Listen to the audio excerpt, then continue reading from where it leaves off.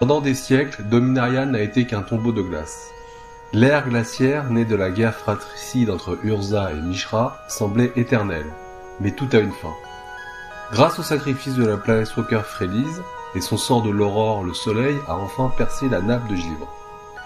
Mais ce nouveau a un prix.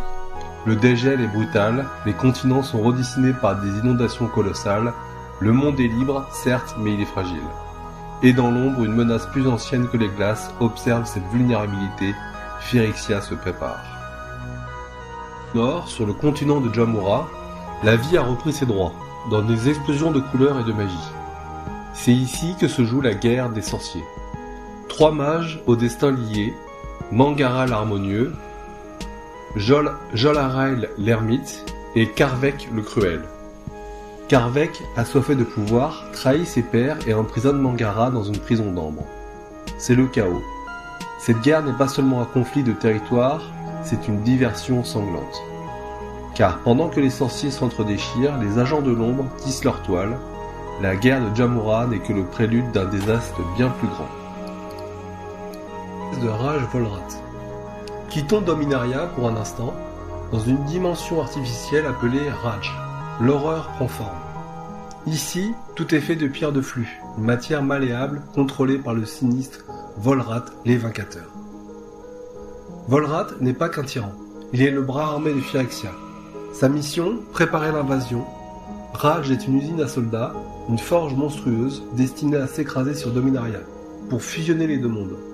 C'est ici que l'espoir vient mourir, dans les couloirs de la forteresse. Face à l'apocalypse imminente, un héritage se réveille. Gérard Capachen, un homme au destin tracé avant même sa naissance, rejoint l'équipage de l'Aquilon. Ce navire n'est pas un simple vaisseau. C'est une prouesse technologique, capable de déchirer le voile entre les mondes.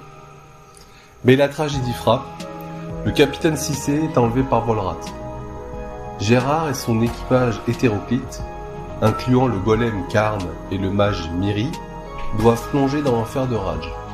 C'est le début d'une odyssée légendaire. La saga de l'Aquilon commence et avec elle le dernier espoir des peuples libres. Rien. Pendant que les héros se battent, l'architecte de tout cela reste dans l'ombre. Urza, pour lui, les individus ne sont que des pièces sur un échiquier. Sur l'île de Tolaria, il fonde son académie. Ce n'est pas un lieu de savoir, c'est une manufacture de guerre. Urza est obsédé par le temps. Il veut le plier, le briser pour empêcher la victoire de Phyrexia. Il crée Karn, le golem d'argent, seul à être capable de voyager dans le passé. Il sacrifie le royaume de Serra, un plan entier de pure lumière, pour alimenter le moteur de l'Aquilon. Pour Urza, l'éthique est un luxe, qu'il ne peut plus s'offrir. Il forge son héritage dans le sang, le métal et les larmes. L'héritage d'Urza, c'est l'histoire d'un homme qui a cessé d'être humain pour sauver l'humanité. Entre les machines temporelles instables de Tolaria et les champs de bataille de Raj, le destin de Dominaria est désormais scellé. L'invasion arrive, l'héritage est prêt, mais une question demeure, le monde que nous sauverons ressemblera-t-il encore à celui que nous avons connu? Merci d'avoir suivi cette épopée. Si ce voyage dans le lore de Magic vous a plu, n'oubliez pas de vous abonner pour ne rien rater des prochaines chroniques.